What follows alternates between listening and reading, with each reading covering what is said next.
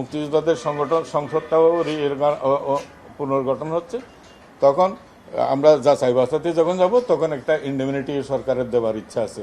যারা অমুক্তিযোদ্ধা হয়েও যারা মুক্তিযোদ্ধা তালিকাভুক্ত হয়েছেন তারা যেন চলে যান।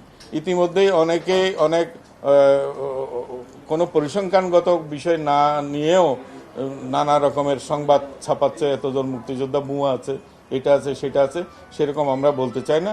আমরা একেবারে নিয়মনিষ্ঠ আইনবিধিভাবে যাচাই বাছাই করেই আমরা বলবো এবং সেইভাবে আমরা কার্যপদ্ধতিগুলো নিরূপণ করছি। তো এইটাতে অনেক বয়স কম সেরকম লোকও মুক্তিযোদ্ধা হয়েছে, এগুলি আমরা অনেক অনেক নমুনা পাচ্ছি। এগুলি তো যখন একত্রে হবে তখন হয়তো আপনাদেরকে একটা প্যাটার্ন এটা বুঝাই দেওয়া যাবে। তো তবে প্রচেষ্টাটা হচ্ছে যে মুক্তিযোদ্ধাদের যে তালিকাটা আছে সেটাকে যতটুকু সম্ভব আমরা যারা মুক্তিযুদ্ধ করে নাই তালিকায় যুক্ত হয়েছে তাদের থেকে নিষ্কৃতি পেতে চাই।